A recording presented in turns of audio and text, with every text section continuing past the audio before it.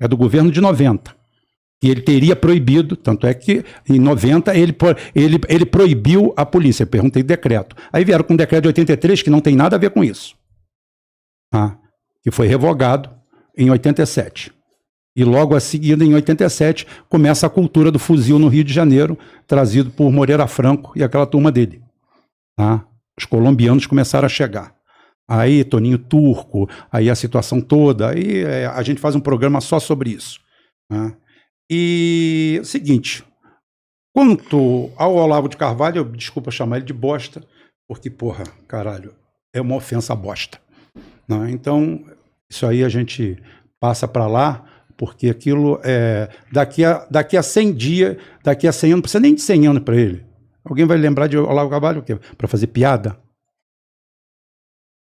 Para fazer piada? Para por quê? Você mandou ele parar quando ele falou de Brizola? Você abriu a boca para falar alguma coisa? Ele chamou Brizola de bosta, de merda, de filho da puta, tá no inferno. Você falou alguma coisa? Você se manifestou? Por que você está pedindo para eu parar? Você tá brigando comigo. Por que você está pedindo para eu parar? Você mandou ele parar? Não, quando ele ofendeu o Brizola, então, eu estou... Não, eu sou... Cara, para mim não tem nada, eu não tenho... Eu já botei vídeo do Olavo de Carvalho concordando com coisa que ele falava, porque eu já falei, se eu concordo com um negócio, não tem problema de onde venha. Eu só estou falando para dar a métrica. A métrica da ofensa é a mesma. Quanto a Petrobras, eu queria, já que ele está fazendo cola ali, qual foi a última vez que o governo aportou dinheiro na Petrobras? É só de me pegar, já que ele está com cola ali, ele precisa vir com 5, 6 na retaguarda, vem no peito, sozinho. Eu sempre falei para vocês como é que é. Manda quadrada que eu boto redonda. Não tem problema nenhum, não. Aí é o seguinte, agora você que está me assistindo, Paulo Cogos, dizer que eu estou desconectado da verdade, da realidade, quem está conectado com a realidade é Paulo Cogos. Olha para ele, olha para mim. Olha a minha história de vida, olha a história de vida dele.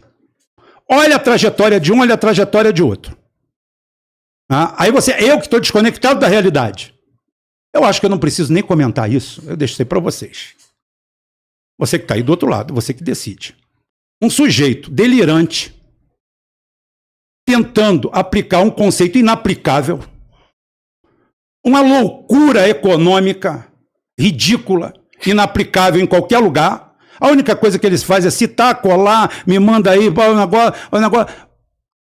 Bicho, isso não foi aplicado em lugar nenhum do mundo, não vai ser aplicado em lugar nenhum do mundo, como eu já falei. Ou num mosteiro ou num hospício. É o único lugar para aplicar isso. Só. É onde você vai ter. Dentro da sua casa, que está você, sua mulher, 2 filhos, um cunhado, caramba, no churrasco já sai confusão. Aí o cara quer uma sociedade pura. A gente pode chegar nesse ponto, talvez daqui a 500 anos. Não vai ter resto de ninguém aqui.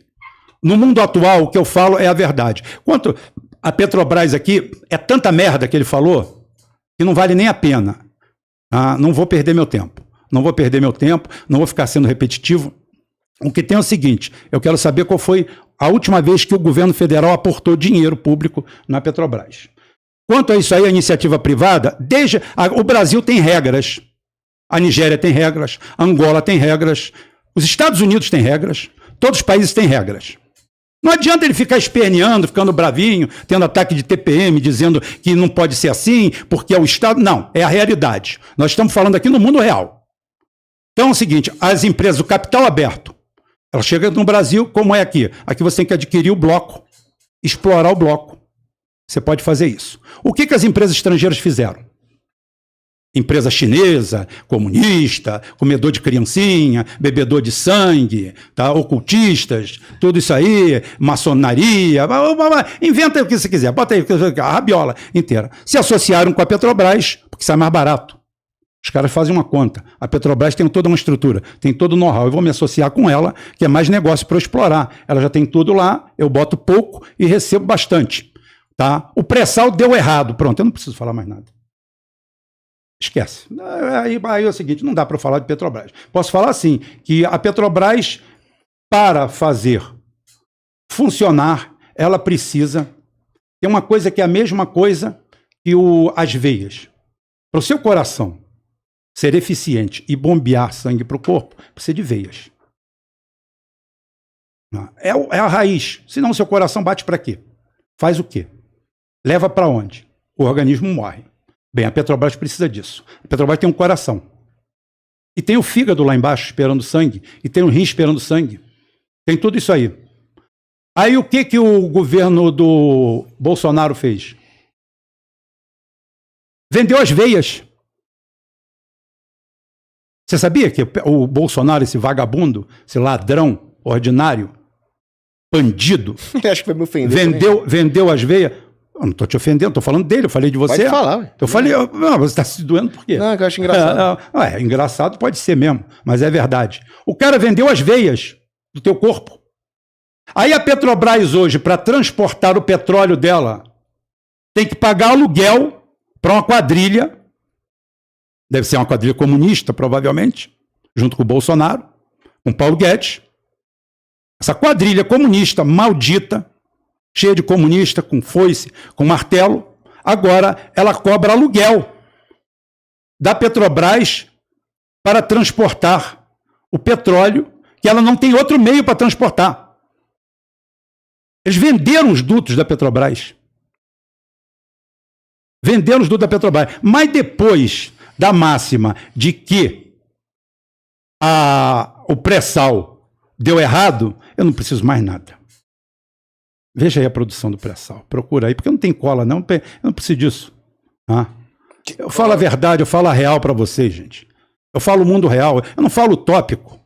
Eu não nasci em berço de ouro. Eu tive que cavar a minha vida, a minha existência. Eu tenho uma história de vida, de trabalho, de superação. Tenho 5 filhos. Todos eles formados. Quem não está formado está estudando. A minha filha que está na faculdade fazendo medicina. O meu garoto que ainda não tem idade para isso. Está todo mundo na trilha. Todo mundo do meu suor, do meu trabalho, do mundo real que você vive. Você que está aí do outro lado. Eu estou no seu mundo real. Eu não estou numa bolha.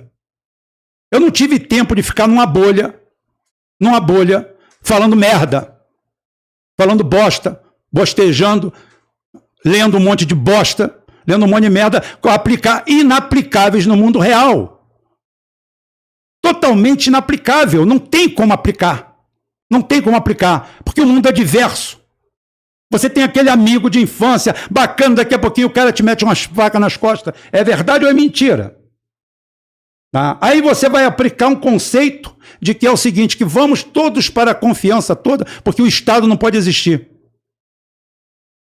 Falo para ele a mesma coisa que falei para o Miorim, sem nenhum tipo de ódio, sem nenhum tipo de ranço, nenhum tipo de nada.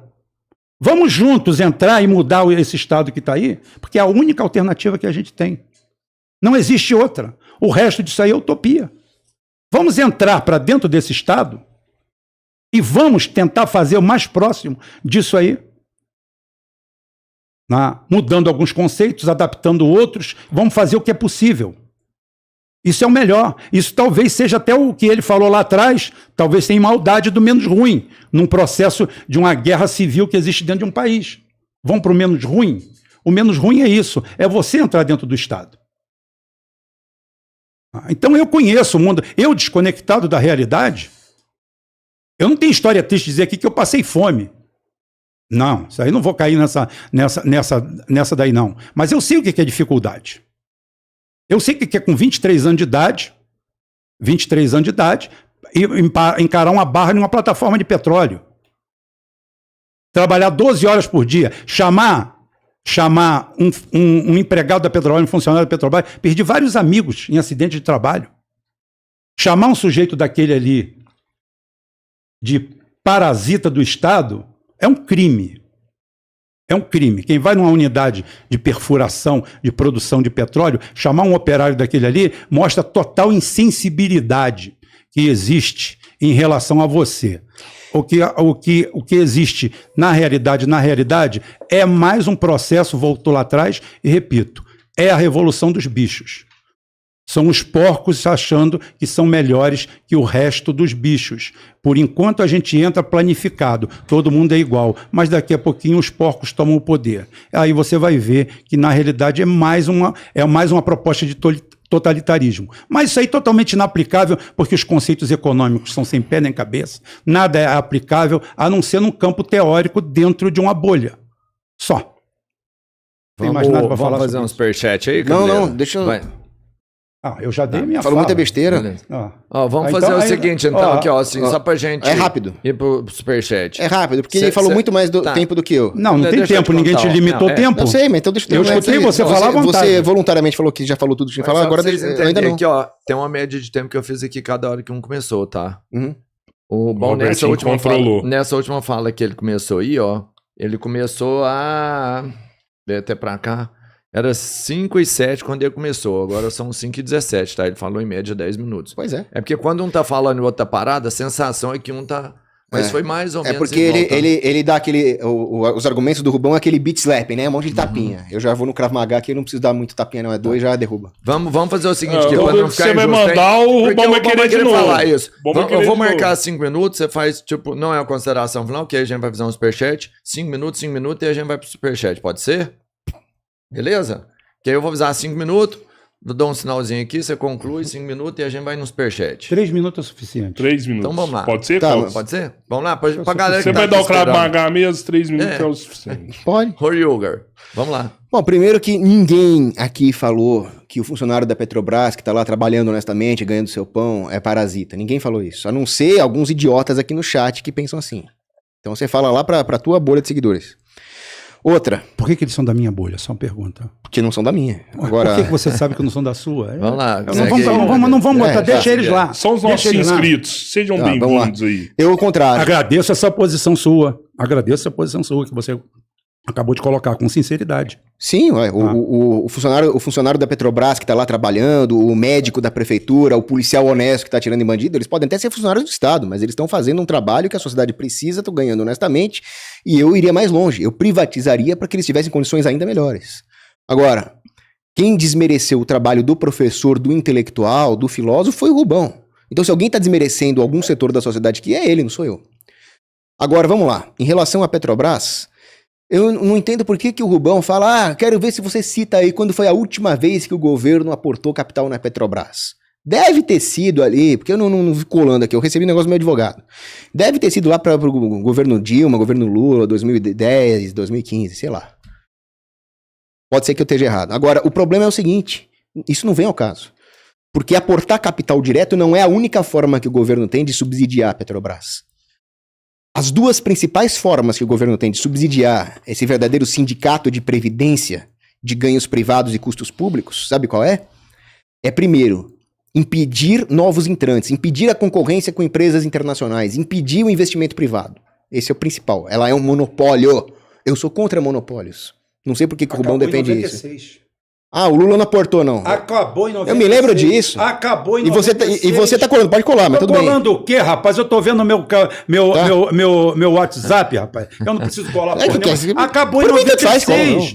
Vou Acabou em pausar 96, bicho. Veja aí se o Lula não aportou lá pra 2008, 9, 10, 11. Bota Vê aí, pode vê botar, aí. Pode procurar. Vê aí. Pode procurar. Mas tudo bem, isso nem vem ao caso. Porque pode ser que sim, pode ser que não. O meu ponto é que, primeiro, o próprio fato de ser um monopólio já é um tipo de subsídio. Segundo, agora que esse petralha, pinguço dos infernos do Lula, já que você xingou o Bolsonaro, eu vou xingar o Lula. Opa, Tá? tamo junto. E por mim você pode xingar os dois também. Tamo junto. O ponto é, a hora que ele entrou, ele acabou com a paridade de preço internacional. Só que o Rubão defende acabar com a paridade de preço internacional. Senão você é um entreguista lá pro mercado internacional. Quando o Lula fez isso e acabou com a paridade de preços internacionais, primeiro, você desencorajou o investimento privado. Porque se o acionista está inseguro quanto à saúde contábil da Petrobras, como é que ele vai saber se ele vai receber dividendos ou não?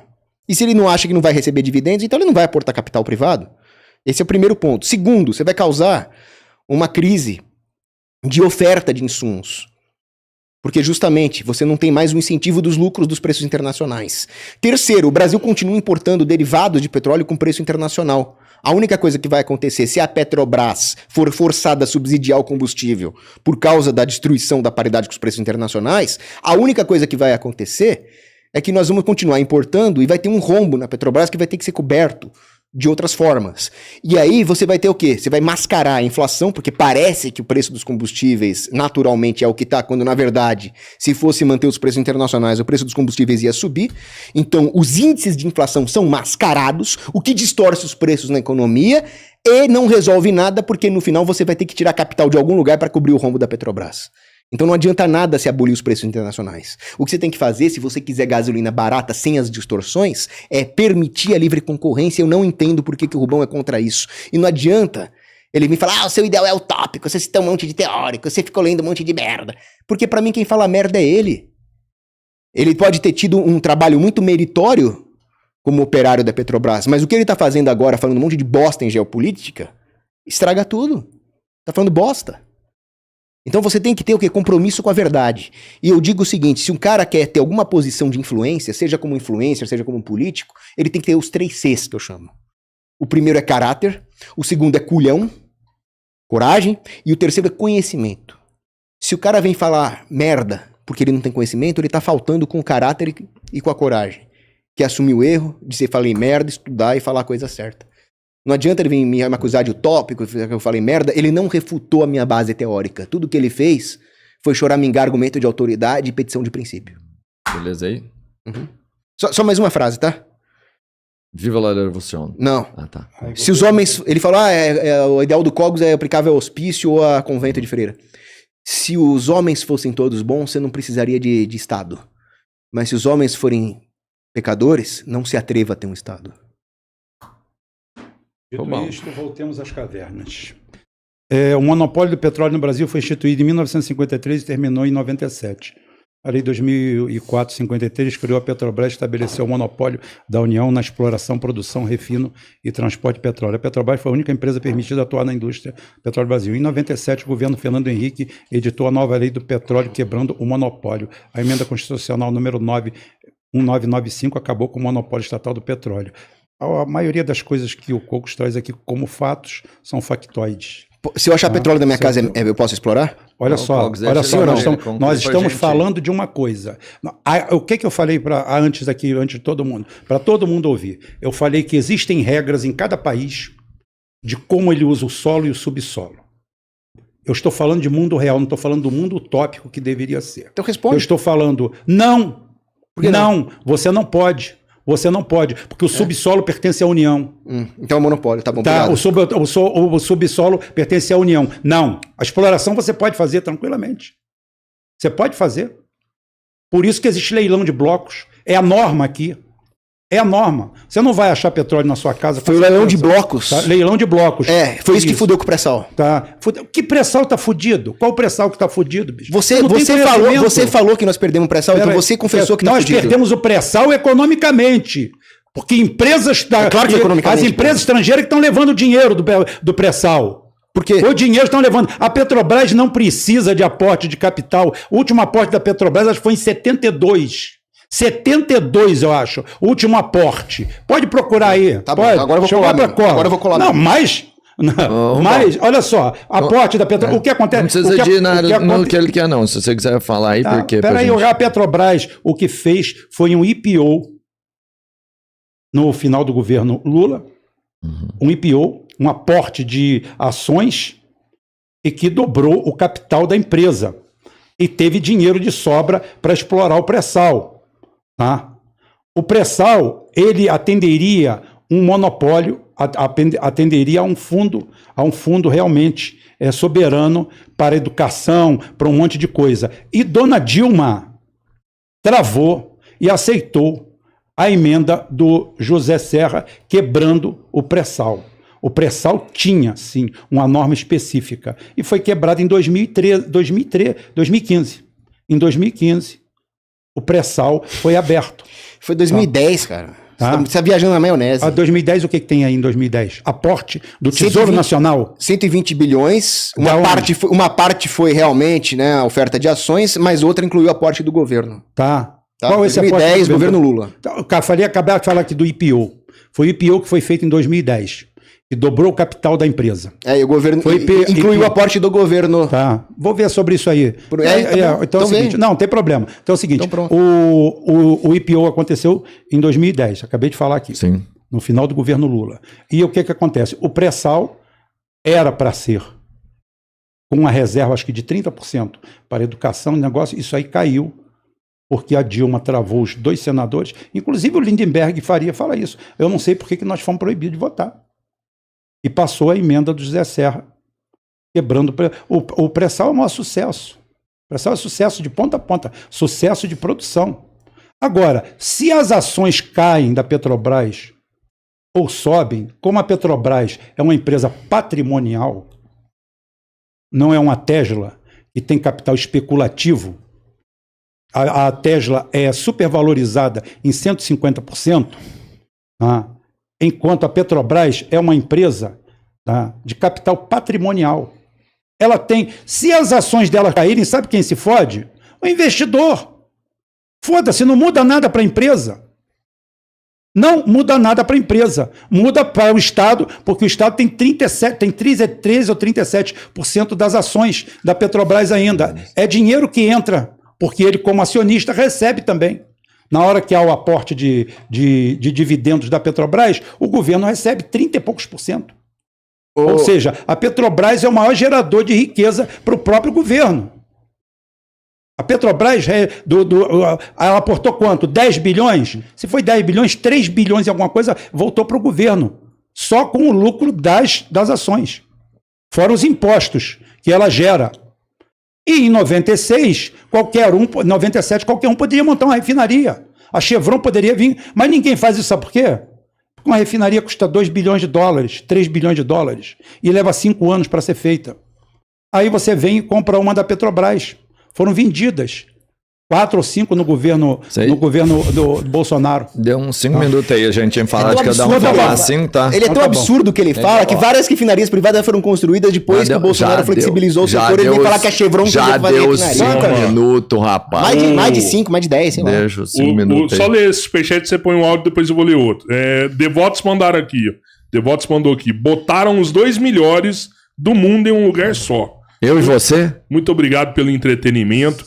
Eu amo Paulo Cogos. Porra, valeu. Meu anarco preferido. Obrigado. Galera, minha honra. 7 mil pessoas na live. 80% da nossa galera não é inscrito no canal. Ajuda aí. A gente precisa bater 1 milhão para trazer mais debates aqui. Então se inscreve no canal. Dá uma força aí. Não custa nada. Tem um vídeo aí? Cadê, Pedrão? Põe um vídeo aí, Pedro. É um vídeo de revelação? Não, vocês bateu tanto nele, mano. Esse cara, deixa eu ir no banheiro que eu já vou. Seguinte, Daniel Miorim aqui. Paulo Cogos falou meu nome. Paulo Cogos, eu já tive a oportunidade de debater com ele 2 vezes. Nas 2 vezes, ele mentiu sobre suas intenções. A gente debateu estratégia sobre os libertários. Qual era a estratégia que os libertários deveriam ter? Agora, eu chamo ele para um debate muito mais simples. Jair Messias Bolsonaro é a tchutchuca do Centrão. É um traidor da direita e um traidor das liberdades individuais e econômicas. Se é tão fácil me humilhar, me vencer, me destruir no debate, então tá convidadíssimo para um debate que eu adoraria que fosse hospedado pelo 3 Irmãos, para que todos possam ver quão fácil é bater em mim, não é mesmo? Muito obrigado a todos. E, Rubão, você tem razão. Você é muito mais coerente do que o vereador ANCAP aqui. Valeu!